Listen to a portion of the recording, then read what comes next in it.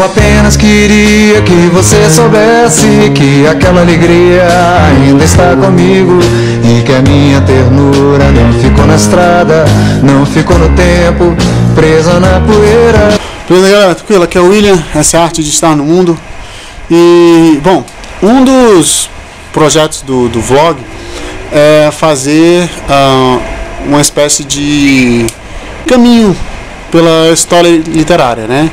Assim, não é nada assim exatamente acadêmico, não é nenhuma aula, não é nada disso, longe disso, né? Não é nenhuma crítica profunda, não é nada disso. É apenas um comentário, uma volta ao passado, um comentário sobre momentos importantes da história literária, mas sobretudo é uma visão muito pessoal, né? São coisas, são a partir do meu ponto de vista, são coisas que eu li e achei interessante e quero compartilhar com vocês, um leitor conversando com o outro, só isso. Mais nada, e nem esperem mais nada, é pura e simplesmente isso mesmo, né? Então, depois eu vou mostrar o material, né, que eu estou usando para isso, né, de leitura, as compilações, enfim, as histórias, etc, né? Depois eu vou mostrar tudo direitinho. Mas esse material é muito bacana, muito legal mesmo. Assim. Já vou adiantar logo o principal deles, né? Ou um dos principais, né, deles, que é esse aqui é a Antologia Norton de Literatura Mundial, uma obra-prima. Assim. Esse grande livro, grande coleção, boa mesmo, aconselho para todo mundo. É material básico, assim, muito usado nas universidades americanas, especialmente, etc. Mas bom, então falar um pouco sobre os principais textos da história da literatura, etc. Assim, eu acho que começa sempre com as grandes civilizações do passado, né? Então acho que eu resolvi começar pelo Egito, falar um pouco sobre literatura egípcia hoje. Então o que basicamente de literatura egípcia, né? A gente não conhece quase nada, né? A gente conhece muito pouco de literatura egípcia, né? O mais que a gente conhece é relacionado, sei lá, à Bíblia, aos hebreus, no máximo isso, que na verdade é sobre os egípcios, não é literatura egípcia, né? Mas bom, então eu escolhi um pouquinho, alguns textos básicos mesmo, só para espanar um pouco, né? Assim, só para na verdade é uma coisa bem básica, bem leve mesmo. Então assim, o primeiro deles são 3 trechos de poesia e um trecho de prosa, né? Vou começar pelo trecho de prosa, que é um trecho muito interessante. Esse eu estou tirando aqui do Mar de Histórias. Foi feito, é uma compilação muito legal, muito boa, feita pelo Aurélio Buarque de Holanda, né? Pelo Paulo Ronen, primeira qualidade de material. E bom, é o chamado conto de Rhapsinintos, que é o seguinte, é uma história muito bacana, muito legal, muito bem contada. A história de 2 irmãos que querem roubar o tesouro do faraó, e eles... Só que o tesouro é muito bem guardado, cheio de armadilhas, e aí os 2 irmãos vão tentar roubar, um deles fica preso na armadilha, e ele pede para que o outro, né, que escapou, ele diz, não, corte minha cabeça para que eu não seja reconhecido, roube o ouro, e como não vou poder sair daqui mesmo, eu estou preso, então você me mata, corta minha cabeça para que ninguém possa reconhecer o corpo, né, e não possa incriminar você, e vai embora. Ele faz isso, vai embora. E aí, só que depois, no outro dia, a mãe fica sabendo da história e fica furiosa, né, louca com o irmão e tudo. E aí o rei pega o corpo desse irmão que foi preso e coloca à vista de toda a cidade, né, como um aviso para toda a cidade, tudo. E a mãe exige que o irmão sobrevivente vá lá e retire o corpo do irmão morto. Aí o irmão sobrevivente tem que bolar outra coisa, né, ainda. Então o que ele faz? Ele compra vários odres de vinho, coloca num burro e leva para os soldados que estavam guardando o corpo do irmão, e finge que o vinho começa a derramar. Ele faz um furo lá no barril e o vinho começa a derramar. E o irmão sobrevivente começa a dar mesmo vinho para os soldados, né? Ele aproveita a bebedeira dos soldados, e aí quando eles caem de bêbados, né, ele retira o corpo do irmão que estava dependurado lá para a execração pública, né? E antes de ir embora, ele raspa metade da barba dos soldados para humilhá-los, né? E é isso, bom, aí depois a história continua, uma série de coisas acontecem, mas assim, é uma história muito picaresca e assim, é sempre esse cara enganando o faraó, né? Então, até que o faraó reconhece e o aceita como genro, né? Na verdade. Então assim, é bastante interessante, é talvez o primeiro conto do mundo, né? E é um conto já com um viés muito picaresco, né? Bem interessante, dá uma análise bem legal, a análise desse conto, né? E as outras peças são pedaços de poesia. Um é um poema amoroso, o outro é um poema tumular, né, feito para comparar a múmia na outra vida. E o último é uma oração ao deus Thoth, né, o deus dos escribas. Poesia amorosa egípcia. Meu Deus, meu lótus. Mulher. Meu Deus, meu lótus. O vento norte sopra. Quão agradável é ir para o rio. Meu coração deseja descer e banhar-se diante de ti, para que eu te mostre minha beleza, numa túnica feita do mais fino linho real. Banhada em óleos de fragrância, meu cabelo repleto de ervas, eu iria para a água contigo, e eu sairia levando um peixe vermelho para ti, que cabe perfeitamente entre meus dedos. Eu o colocaria diante de ti, enquanto olho a tua beleza. Ó meu herói, meu amado, vem e me vê. Homem. Meu amado amor está aqui e do outro lado está lá. O rio está à volta de meu corpo. As águas das torrentes são poderosas nesta estação, e um crocodilo está esperando no banco de areia. Mesmo assim, eu entrei na água para atravessar a forte correnteza. Meu coração lutou com as águas. Eu achei o crocodilo e ele pareceu-se com um rato, e a superfície da água parecia terra seca para os meus pés. É o amor dela que me faz forte. Ela lançou em mim um feitiço de água. Eu vejo a amada do meu coração de pé diante de mim. Minha amada chegou. Meu coração se alegra. Meus braços estão abertos para abraçá-la. Meu coração está tão feliz neste lugar quanto um peixe dentro da água. Ó noite, tu és minha para sempre, desde que minha dama chegou para mim. Bom, esse é um poema amoroso, né, egípcio. Não se sabe bem a datação dele, mas acredita-se que seja por volta de 1300 antes de Cristo. 1300 anos antes de Cristo esse poema.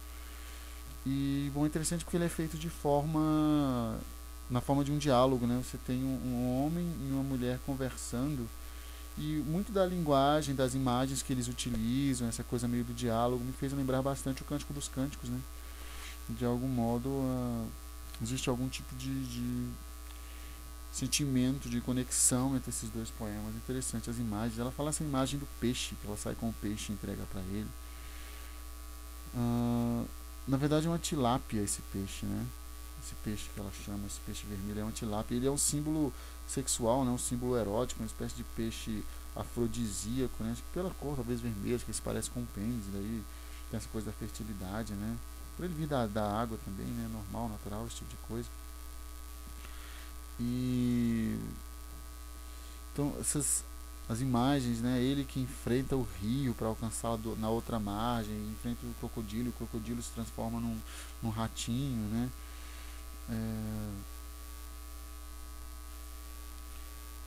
E ele enfim a encontra, né? Sem dúvida há ecos aqui do Cântico dos Cânticos, de algum modo, ou o Cântico dos Cânticos de algum modo ecoa, né? Essa tradição lírica egípcia. Né? Preciso ver o que é mais velho aí, se é a tradição lírica egípcia ou o Cântico dos Cânticos, mas sem dúvida é bastante interessante. E o lirismo, né? Há toda uma veia lírica que ultrapassa os limites do tempo, né? E nos alcança. É um belo poema, né? É um belo poema ainda. Depois de quase 3.000 anos, né? Um poema de 3.000 anos e é belo. Isso.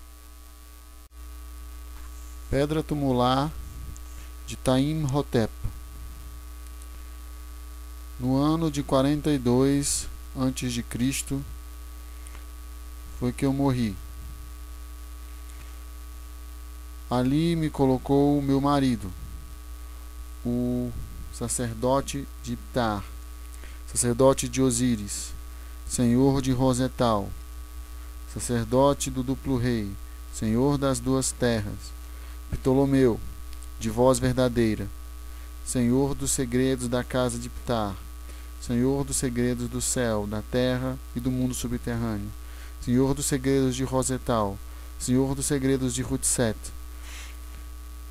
grande controlador dos artesãos, Shenreptar, no oeste. Ele realizou todos os rituais que me transformaram numa múmia verdadeira. Ele me enterrou num enterro perfeito. Ele depositou meu corpo em sua tumba na área de Rutset. Ó meu irmão, meu marido, meu companheiro, grande controlador dos artesãos, que seu coração não se canse em beber e em comer, na embriaguez da bebida e no prazer sexual.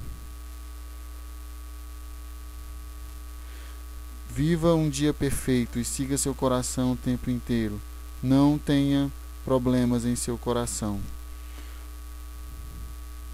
Os anos que passamos sobre a terra são bons, enquanto ao oeste é a terra de se dormir na escuridão.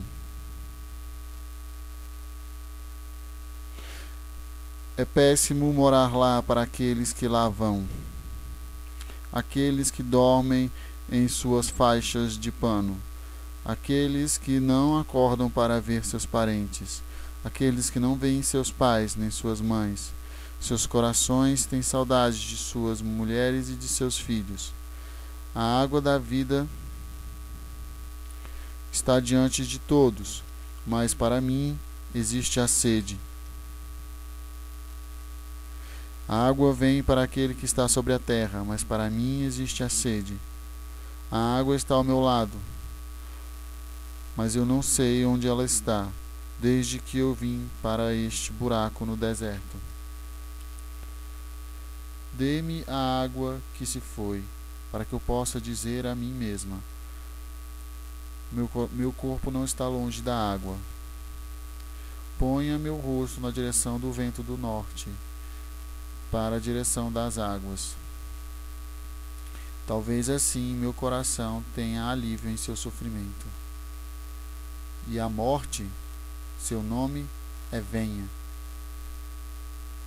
Todos a quem ele chama devem ir para a morte. Seus corações estão cheios de terror diante dela. Ninguém olha para ela entre deuses e humanos.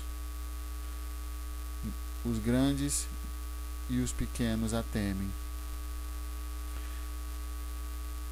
Seus dedos não são expulsos por ninguém que ela queira tocar. Ela retira o filho das mãos da mãe, enquanto o velho anda em seus caminhos. Todos os temerosos se ajoelham diante dela. Ela não vira sua face diante deles. Ela não atende a quem a pede. Ela não escuta a quem implora. Ela não reconhece a quem acumula de todo tipo de dádivas. Ó vós todos que vindes a este lugar deserto, tenham piedade de mim, queimem incenso para mim nesta chama, façam libações a cada festival no oeste. O escriba, aquele que faz viver, homem sábio, guardador dos segredos da casa de ouro, e em Tienenet, o grande sacerdote Harim Hotep, filho do sacerdote Hai-Hap, verdadeiro de vós, nascido de Herang.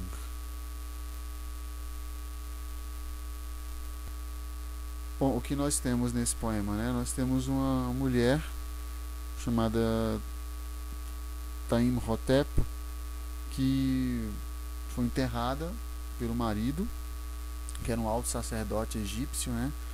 E isso que nós lemos é a pedra tumular dela, né? São as inscrições que estão na pedra tumular, uma espécie de poema de passagem, né? E bom, o poema é maior, né? As inscrições na pedra são maiores. A primeira parte inteira diz respeito a como ela precisava ter um filho homem, né? Para que o marido ficasse feliz. E a maioria das inscrições, na verdade, diz respeito a este filho que viria, né? Ela morreu por volta de 30 anos de idade, ela tinha mais ou menos isso quando faleceu, que naquele tempo não quer dizer que ela fosse jovem exatamente, né? 30 anos ela já era considerada de meia idade, né? Para os padrões egípcios, né? As condições de vida da época. Ela se refere... primeiro ela fala do mumificador, né? Ela fala o escriba coloca a si mesmo também, né? No poema, tal. O poema termina com o escriba dizendo quem ele é, né? De maneira muito exaltada, né? Se autoglorifica o escriba.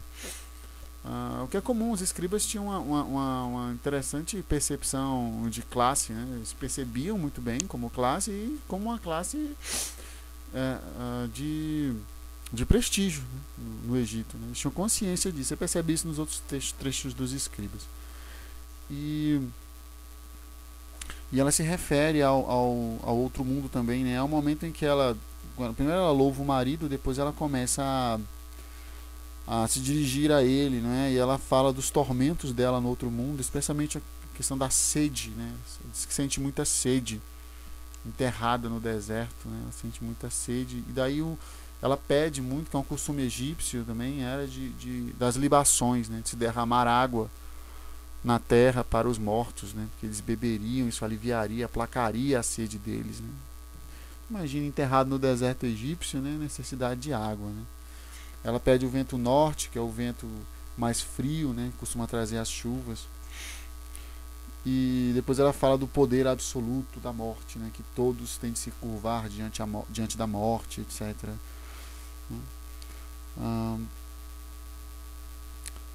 E é isso, né? A pedra de Taim Hotep.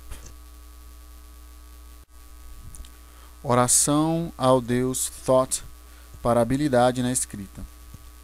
Venha para mim, Thoth, ó nobre Ibis, ó Deus que anseia por Kmun, ó tu escritor, ó tu secretário da Eneada,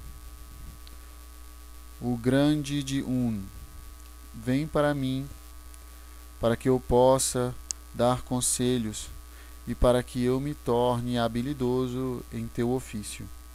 Melhor é a tua profissão que todas as outras profissões. Ela faz os homens grandes.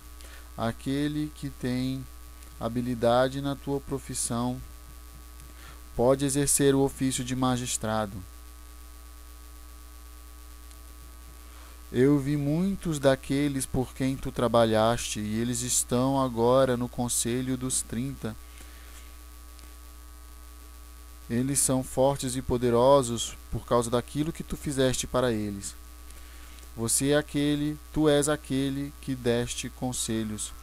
Tu és aquele que deste conselhos para o homem sem mãe.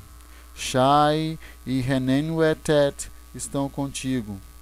Vem para mim, para que tu possas me dar conselhos. Eu sou servo da tua casa. Deixe-me relatar as tuas proezas em qualquer terra para onde eu vá, para que a multidão dos homens possa dizer: quão grandes são as coisas que Thoth fez. Então eles virão com suas crianças, para que tu coloque nelas a marca da tua profissão. Um chamado bom e justo para o Senhor das vitórias. Alegre é aquele em quem tu exercitaste isto. Esta é uma oração para Thoth, né, para o deus egípcio da sabedoria, o deus dos escribas. E o que a pessoa pede aqui é exatamente que Thoth o transforme, né, em um bom escriba. Né, e ele fala ele cita uma série de coisas relativas ao deus Thoth, né? Por exemplo, as cidades por quem ele seria responsável. Ele coloca a cidade de Hermópolis, né? Por exemplo, Kmun, né? Ele lembra, por exemplo, que Thoth é o escriba dos deuses, dos principais 9 deuses chamados Enéada, né? A Enéada. E depois ele fala o que ele vê no mundo, né? Que ele encontrou no mundo juízes e pessoas de importância social, de relevo social, por causa da escrita, não é? Ou seja, a escrita deu a essas pessoas o relevo social que essas pessoas possuem, e a escrita não vem senão de Thoth, né? Por isso é graças a Thoth que essas pessoas têm tudo. Então ele pede, diz que se receber será grato, né? E proclamará as grandezas do Deus Thoth, né? Por onde for, etc. E por fim é um momento aqui que ele diz que as pessoas levarão os filhos para que Thoth as marque e tudo. É um pouco isso mesmo, essa coisa do gado, marcar como gado, porque de certo modo para os egípcios também os humanos eram uma espécie de gado dos deuses, né? E é isso, né? Quer dizer, é uma oração vocacional, digamos assim, né? Oração dos escribas, a oração para bem escrever, para aprender a bem escrever, né? Ao Deus Thoth. É isso, é uma oração de em torno de 3.500, 4.000 anos, né? É isso aí, galera. A literatura egípcia, portanto, é bem legal, bastante interessante mesmo, assim, é muito viva, extremamente viva, enriquecedora, né? Fala bem próxima, né? Ao contrário do que pode parecer, né? Garante bons momentos de fruição, bem legal. Acho que eu recomendo, quem quiser. Isso aí, um abraço, valeu!